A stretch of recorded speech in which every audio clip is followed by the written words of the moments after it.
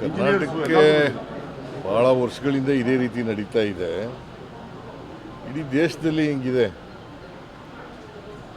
ಅನೇಕ ರಾಜ್ಯಗಳಲ್ಲಿ ನರೇಗಾ ಹಣನ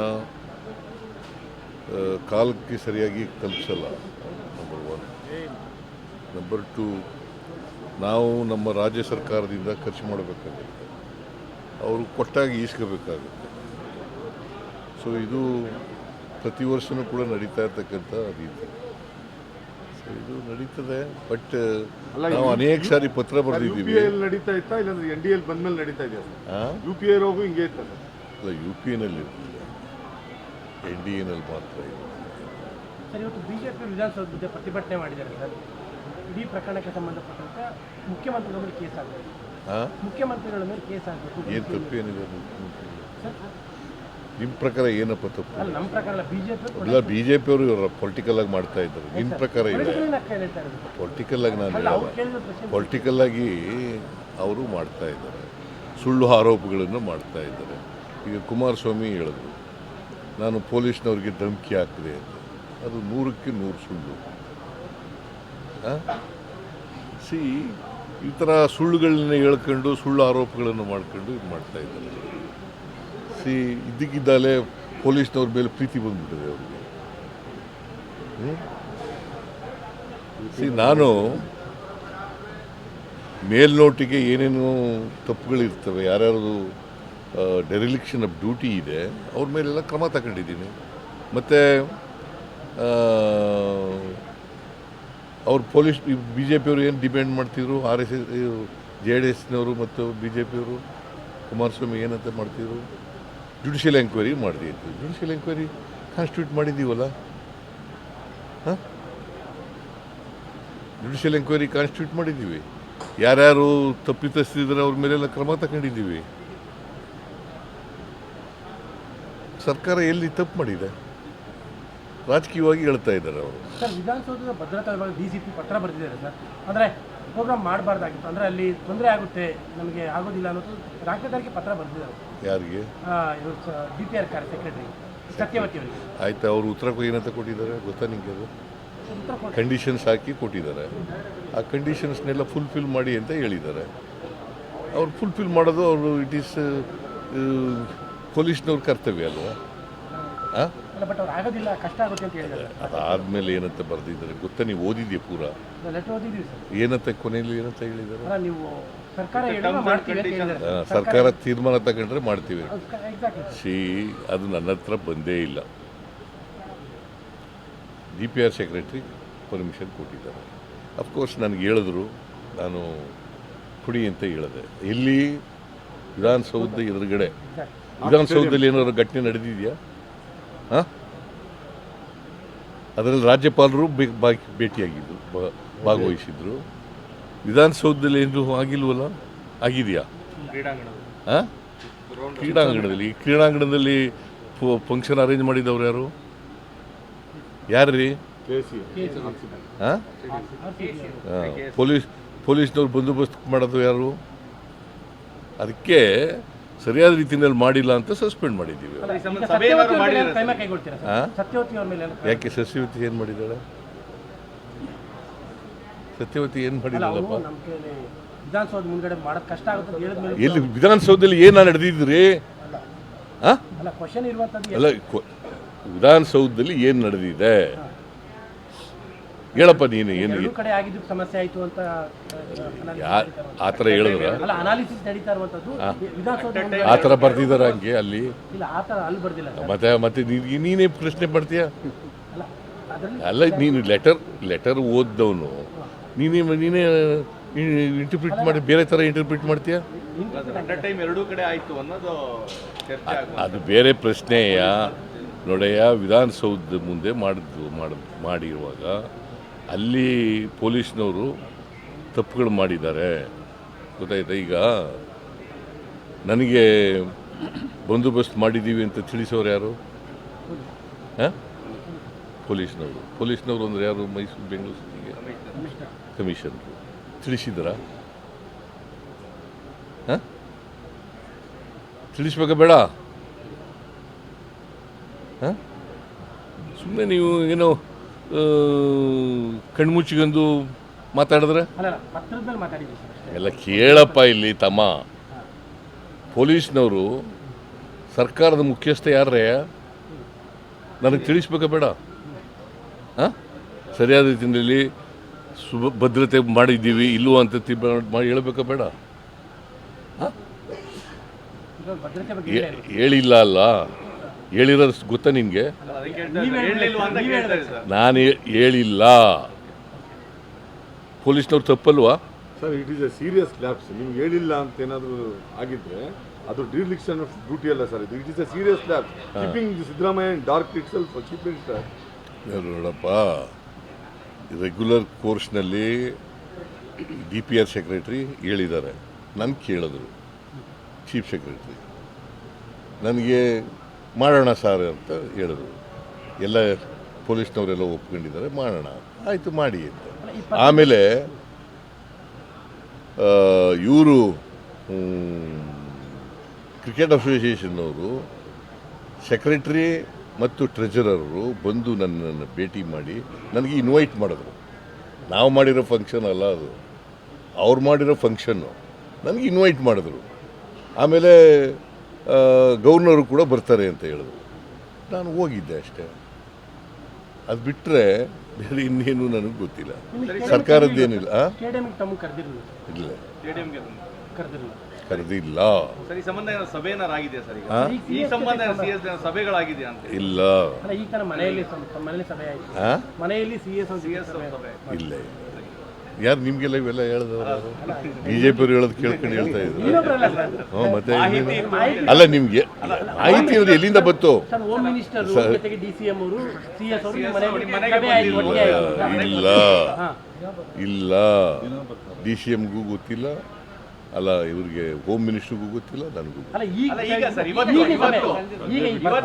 ಒಬ್ಬರು ಕೇಳ್ರಿ ಸರ್, ಈಗ ಮನೆಯಿಂದ ಬರ್ತಾ ಅಂತ ಸರ್, ಈಗ ಮನೆಯಲ್ಲಿ ಅಲ್ಲ ಇವತ್ತೇನಾದ್ರು ಮನೇಲಿ ಸಭೆ ಆಯ್ತಾ ಈ ಸಂಬಂಧ ಅಂತ ಸರ್? ಯಾವುದು? ಈ ಎಲ್ಲ ವಿಚಾರ CS ಅವ್ರದ್ದು, ಗೃಹ ಮಂತ್ರಿಗಳದ್ದು, DCM ಅವ್ರದ್ದು ಏನಾದ್ರು ಸಭೆ ಆಯ್ತಾ ಸರ್ ತಮ್ಮ ಜೊತೆಗೆ ಇವತ್ತು ಅಂತ? ಈ ವಿಚಾರಗಳ ಬಗ್ಗೆ ಯಾವ್ದಾದ್ರು ಸಭೆ ಆಗಿದೆಯಾ ಅಂತ ಅಷ್ಟೇ ಇವತ್ತು. ಈಗ ಅದು ಯಾಕೆ ಬೇಕು ನಿಮಗೆ? ಅಲ್ಲ ಆಯ್ತಾ ಕೇಳ್ತಾ ಇದ್ದಾರೆ. ರೆಗ್ಯುಲರ್ ಆಗಿ ಸಭೆಗಳು ನಡೀತಲೇ ಇರ್ತವೆ, ಅಧಿಕಾರಿಗಳು ಕರೆದು ಮಾತಾಡ್ತಲೇ ಇರ್ತೀನಿ.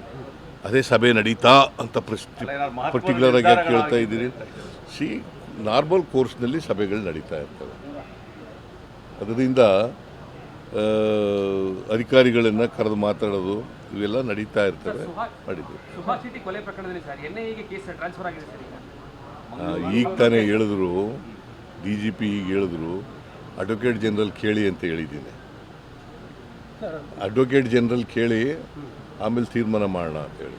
ಸರ್ ಏನು ಗೊತ್ತಾ ಸರ್, ನೀವು ಸಿಟ್ಟಾದ್ರೂ ಚಿಂತೆ ಇಲ್ಲ, ಇದರಿಂದ ಒಂದು ಚೂರು ಮುಜುಗರ ಆಗಲಿಲ್ವಾ ಸರ್ ಸರ್ಕಾರಕ್ಕೆ ಇಡೀ ಪ್ರಕರಣ? ಸರ್ಕಾರ ಏನು ತಪ್ಪು ಏನು ಮಾಡದೇ ಇವರು ಮುಜುಗರ ಯಾಕಾಗುತ್ತೆ? ಸರ್ಕಾರಕ್ಕೆ ಅಂತಲ್ಲ ಸರ್, ರಾಜ್ಯಕ್ಕೆ. ನೋಡಪ್ಪ, ಯಾರು ತಪ್ಪು ಮಾಡಿದ್ದಾರೆ ಅವ್ರ ಮೇಲೆ ಕ್ರಮ ತಗೊಂಡಿದ್ದೀವಿ, ಗೊತ್ತಾಯ್ತಾ? ಸರ್ಕಾರಕ್ಕೆ ಮುಜುಗರ. ಹಾಗಾದರೆ ಇದರಲ್ಲಿ ರಾಜೀನಾಮೆ ಕೊಟ್ರಾ? ಕುಂಭಮೇಳದಲ್ಲಿ ಇದು ಮಾಡಿದವರು ಒಂದು ಸೇತುವೆ ಬಿದ್ದೋಯ್ತು, ಅವತ್ತೇ ಕಟ್ಟಿದ ದಿನನೇ ಇನಾಗ್ರೇಷನ್ ಮಾಡಿದೆ, 100 ಜನ ಸತ್ತೋದ್ರು. ಆಗ ಮಾಡಿದ್ರ? ರಾಜೀನಾಮೆ ಕೊಟ್ರ ಪ್ರೈಮ್ ಮಿನಿಸ್ಟ್ರು? ನೀವೆಲ್ಲ ಕೇಳಿದ್ರ?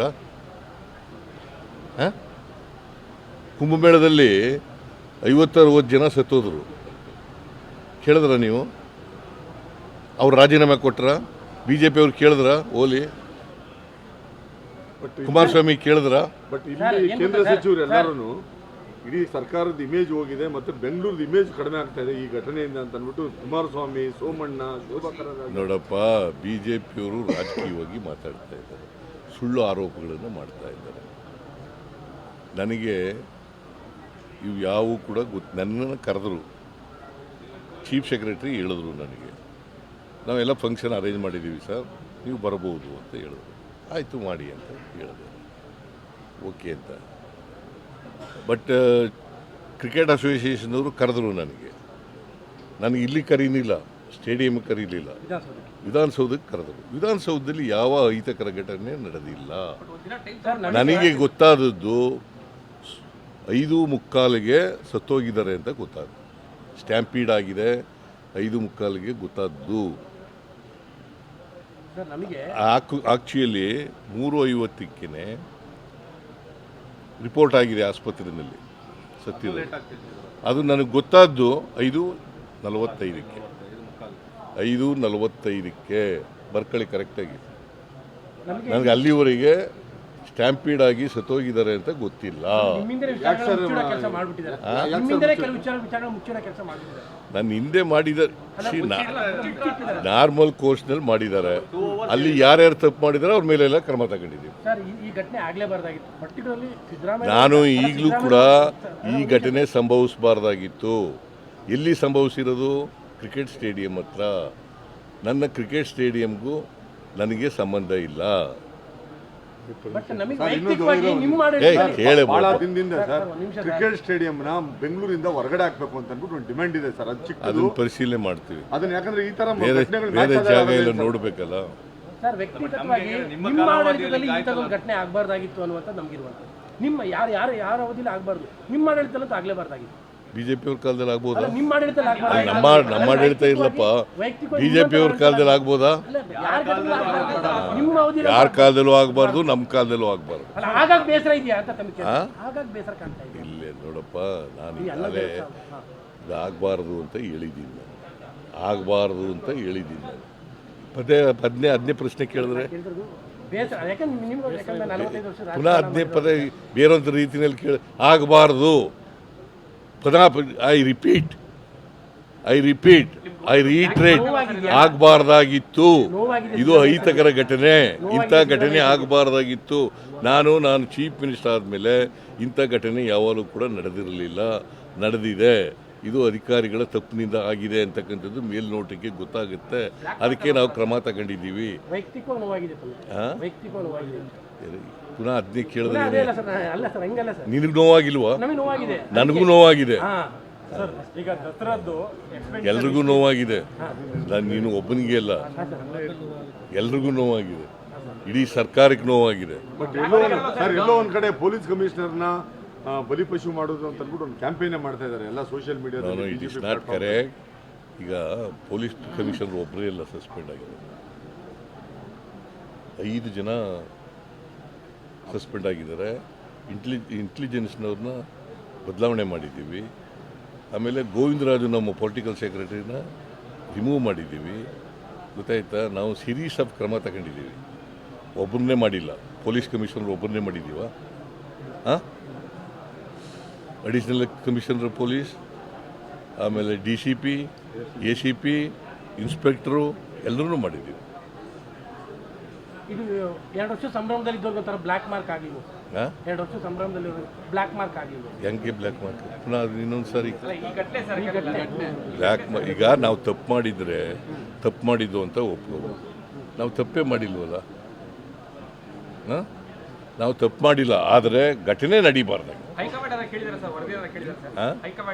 ಸುಳ್ಳು ಅದು ಯಾರು ಕೇಳಿಲ್ಲ. ಬಿಜೆಪಿಯವರು ಪ್ರೊಸೆಷನ್ಗೆ ಅವಕಾಶ ಕೊಡಿ ಅಂತ ಹೇಳ್ಬಿಟ್ಟು ಕೇಳಿದ್ರು. ಅದಾದ ನಂತರ ಬೇಡ ಅಂತ ಹೇಳಿ ನೋಡಿ, ಲೆಟರ್ ಇದೆಯಲ್ಲ ಪ್ರಭಾಕರ ಎಲ್ಲ ನೋಡಿ. ಇದು BJP ಅವರು ಇದು ಬರ್ದಿದ್ಯಾ? ನೀನು ಹೇಳಿದ್ಯಾ? ಮತ್ತೆ ಅದನ್ನ ಕೇಳೇ ಇಲ್ಲ ನಾನು. ಬರೀ ಇದನ್ನೇ ಕೇಳ್ತಾ ಇದೆಯಾ? ನಿಮ್ಗೆ ಬೇಸರ ಆಗಿದೆಯಾ? ನಿಮ್ಗೆ ನೋವಾಗಿದೆಯಾ? ನಿಮ್ಗೆ ಇದಾಗಿದೆಯಾ? ಇದು ನೋಡಪ್ಪ, ಯಾರು ಹೇಳಿರೋದು? ಇದು ಅದು ಸುದ್ದಿ ಮಾಡಿದ್ವಿ. ಬರೀ ಸುದ್ದಿ ಮಾಡಿದ್ಯಾ ಅಷ್ಟೇ. ದಿನ ಬರ್ದಿದ್ದೀಯ, ತೋರಿಸಿದ್ಯಾ? ಎಲ್ಲಿ ತೋರಿಸಿದ್ಯಾ? ನೋಡಪ್ಪ, ಹಲವಾರು ವರ್ಷಗಳ ಅಭಿಮಾನಿಗಳ ಕನಸನ್ನು ಈ ವರ್ಷ ನನಸು ಮಾಡಿದೆ. ಯಾರು ಹೇಳ್ತಾ ಇರೋದು? BJP ಕರ್ನಾಟಕ. ಆದರೆ ತೆರೆದ ಬಸ್ನಲ್ಲಿ ಆಟಗಾರರ ವಿಜಯೋತ್ಸವಕ್ಕೆ ಅನುಮತಿ ನಿರಾಕರಿಸುವ ಮೂಲಕ ಆಕಸ್ಮಿಕ ಗೃಹ ಸಚಿವ ಅವರು ತಾವೊಬ್ಬ ಅಸಮರ್ಥ ಹಾಗೂ ಅದಕ್ಷ ಎಂಬುದನ್ನು ಮತ್ತೊಮ್ಮೆ ಸಾಬೀತುಪಡಿಸುತ್ತದೆ. ಯಾರು ಹೇಳಿರೋದು? ಈಗೇನು ಹೇಳ್ತಾ ಇದ್ದಾರೆ? ಇದು ಹೇಳ್ತಾ ಇದ್ದಾರಾ? ನಮ್ಮ ನೆಚ್ಚಿನ ಆಟಗಾರರನ್ನು ಅತೀ ಹತ್ತಿರದಿಂದ ಕಣ್ತುಂಬಿಕೊಳ್ಳಲು ಅಭಿಮಾನಿಗಳು ಕಾಯುತ್ತಿದ್ದು, ಅಭಿಮಾನಿಗಳ ಈ ಸಂಭ್ರಮಕ್ಕೆ ಕಲ್ಲು ಹಾಕಿದ ಪರಮೇಶ್ವರ್. ಯಾರು ಹೇಳಿರೋದು? ಹೌದಾ? ನೀವು ಇದನ್ನ ಒತ್ತಿ ಹೇಳೋದೇ ಇಲ್ಲ. ಇದನ್ನು ಒತ್ತಿ ಹೇಳಪ್ಪ ಮೊದಲು. ಒಂದು ವೇಳೆ BJP ಅವರಿಗೆ ಮಾಡಿ ವಿಧಾನಸೌಧದ ಮುಂದುಗಡೆ ಮಾಡಿ ಅಂತ ಹೇಳದೆ ಹೋಗಿದ್ರೆ ಬಿ ಜೆ ಪಿಯವರು ಬೇರೆ ಥರ ಬಣ್ಣ ಹಚ್ಚರು. ಈಗ ಈಗಿನ ಬಣ್ಣ ಹಚ್ತಿರ್ಲಿಲ್ಲ, ಬೇರೆ ಥರ ಬಣ್ಣ ಹಚ್ಚಿದ್ರು.